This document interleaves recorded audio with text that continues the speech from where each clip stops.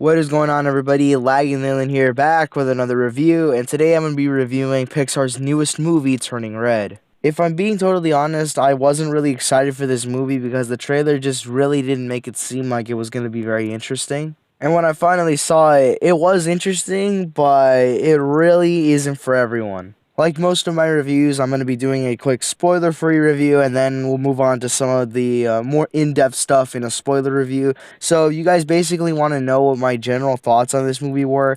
It's not for everyone. It definitely isn't for everyone. If you're a dude like me who's currently like a teen, a millennial dude, you're probably not going to get too much fun out of this movie. It seems like it's pointed towards a certain demographic, a certain audience, and maybe it's just me, but I didn't feel like it felt like I was not that audience. It really felt like I felt out of place when watching it. Don't get me wrong, the movie was actually good, but it's a lot like Luca, where I feel like it was fun, but it's not Pixar's best. It's if you have like 2 hours to burn, then I would say go ahead and check it out if you want to. But I don't think it's something like Encanto or maybe Onward where I had a really fun time with that and I can actually go back and watch it. And it's not like a race thing. It's not really a culture thing. It's just with something like Luca or Turning Red, I feel like they're both pointed towards like other audiences that I feel like maybe I'm just not that audience. Because Luca was kind of pointed towards little kids, and it feels like Turning Red's pointed towards like teenage girls, or at least maybe adult women that maybe grew up in sort of the same way that the characters in Turning Red do. But again, it feels like it's very certain audience, and I feel like I'm just not that audience. I feel like, and that's the problem. I feel like it's holding it back. Really, I feel like it's really holding it back because a movie like Encanto or a movie like Onward, it doesn't matter what race or what culture or anything like that. But those movies, it feels like anyone could watch it, any age, anyone at all. And with Turning Red and Luca, I feel like they're just pointed for different demographics, and that makes them really hard for everyone to enjoy. The characters, everything like that, the characters, the pacing, the story, that was all pretty good in this movie. But one of the things that I felt like, and this is a spoiler-free kind of thing too, it felt like some of the humor, it was kind of like a double-edged sword to me. I feel like some of the humor, it can be perceived as cringy by some people, or it could be perceived as really funny if you think about it in a certain way. For some reason, when I was watching this movie, I couldn't help but think that this was like a furry movie.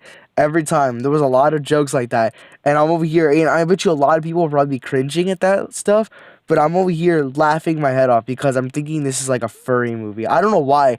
It's like Zootopia, if anything. That's a furry movie. But for some reason, I couldn't help but think, like, dude, I kept laughing. I'm like, yeah, man, the animators, they must have had fun with this one, kind of thing. And I don't know why. I laughed way too much at that stuff. Again, the humor, and it's not just, like, furry-related stuff. And nothing like that. Not just that, but there's other stuff like that. There's, like, the Karen mom. And I'll get into that later in the spoiler review, but that is like a double-edged sword. At times, that can be like the funniest joke in the whole movie, but at the same time, it could also be like the one thing that kills it for people. And I'll get into that later. And I don't want to spoil this for people, but just know that this is not your average Pixar movie. They actually use some pretty teen dialogue in there. I'm surprised. There's a lot of stuff I guess they're getting away with now.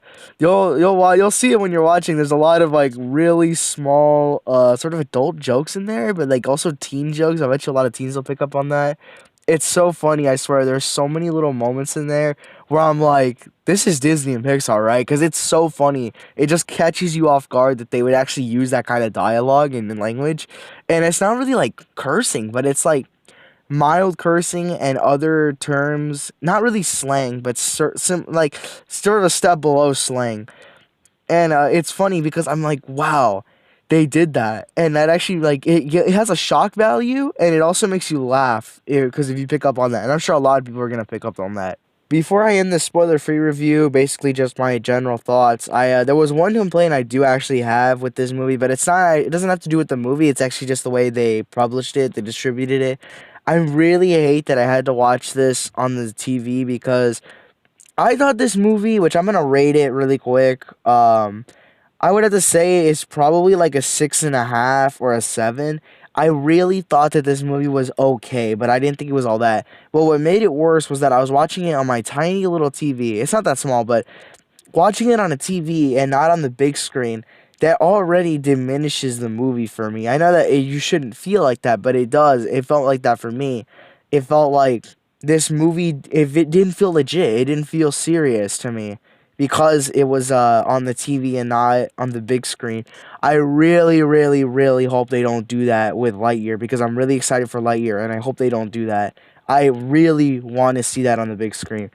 But since it's getting released to Disney Plus and Luca and Turning Red were on Disney Plus, it makes it feel like it's not a legit movie. For some reason, when they release a full movie like that to Disney Plus instead of theaters, it throws it off for me. It kind of makes me feel like, yeah, this isn't their best, so they're just putting on Disney Plus, and so that really lowers their expectations. And I had already like, I don't think it's all that. I think it's okay, but for it to be on the TV too, that also just kills it for me. For it to be on Disney Plus, it's not. It doesn't have to do with the movie, but I'm just saying it really was a bad thing for me. It really left a bad taste in my mouth. And yeah, guys, I think that's basically it for the spoiler-free review. I had an okay time watching it. I thought it was all right. If you guys enjoyed the movie, then that's great that you guys can enjoy something that I can't. But I thought it was okay. I didn't think it was amazing. I didn't think it was the best Pixar had to offer. I'd have to rate it a 6.5 out of 10. I definitely think that it was okay. It's fun, but it's just definitely not for everyone. It's also there's a lot of things that hold it back, but it's a fun movie. If you guys want to go watch it, then go watch the movie. Then come back and watch the rest of this review because I do have a spoiler review coming after this.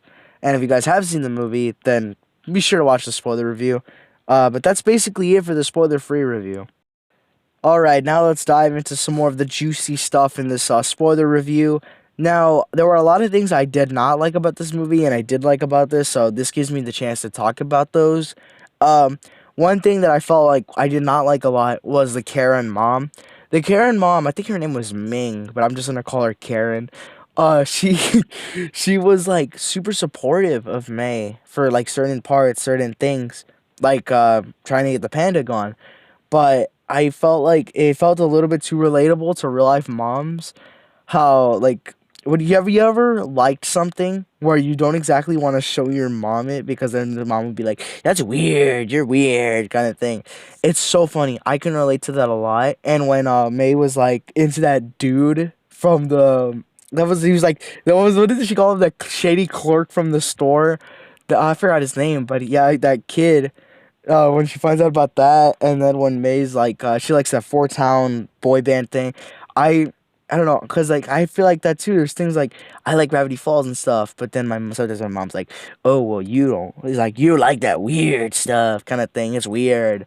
Undertale, that's weird, and it's funny. It's funny because I can relate to that. I can actually relate to that a little bit, but it feels bad. I feel bad for May at times because no one wants a Karen mom and no one should have a Karen mom. Luckily, my mom's not all that Karen.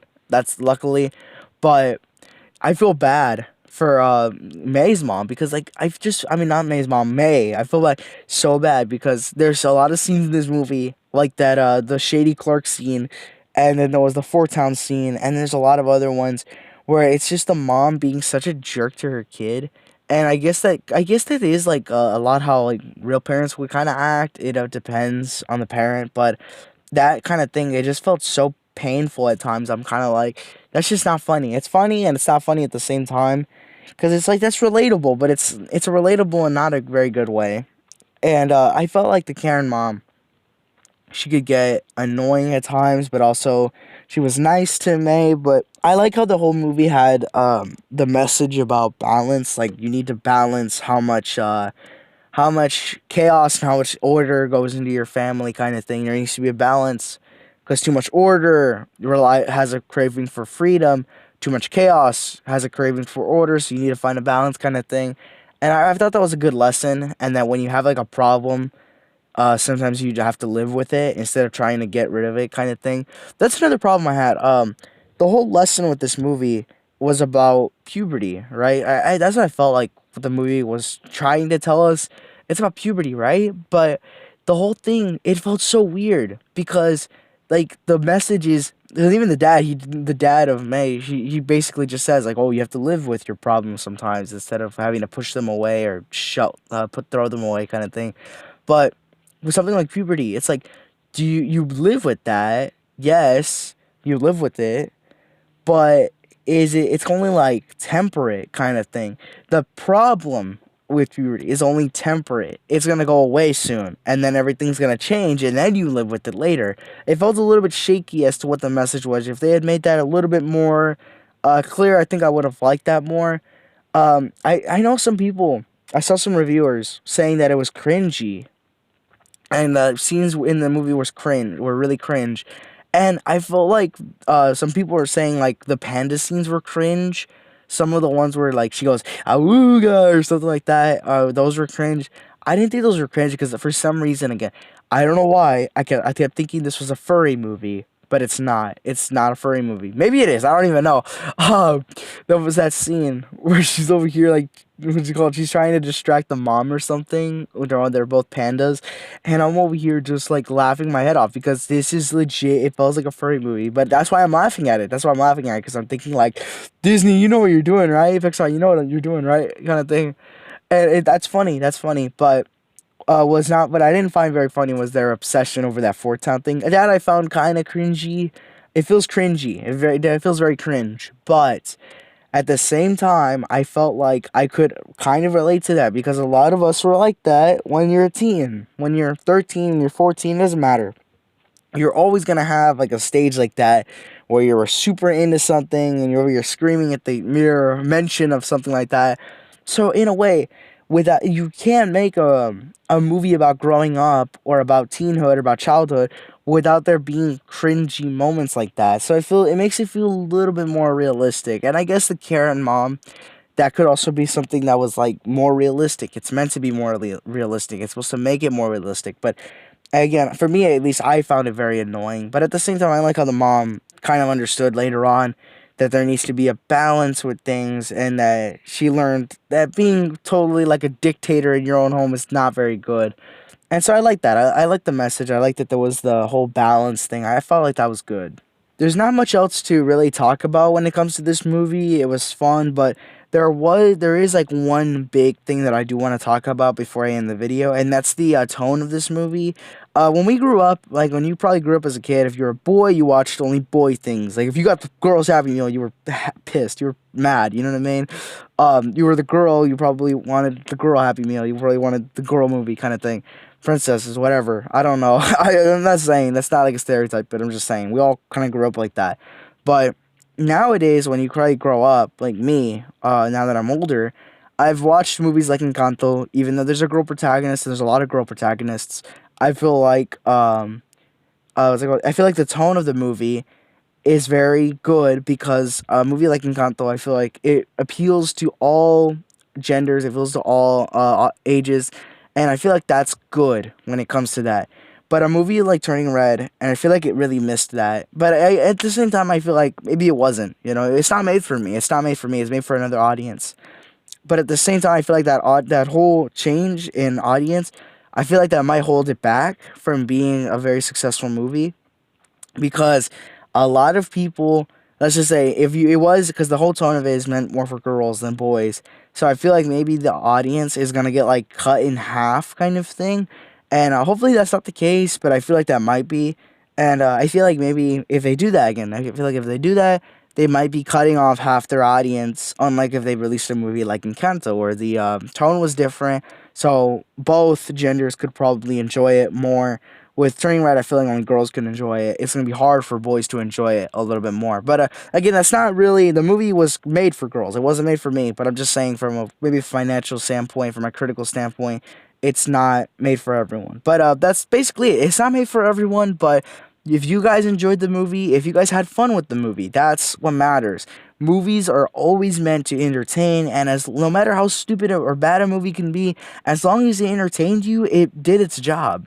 And again, I hope you guys had fun with the movie. If you did, that's awesome. It's great that you guys can enjoy that.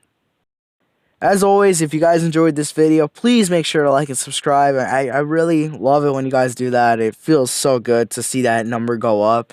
We're trying to hit 500 before my channel anniversary, which is April 10th.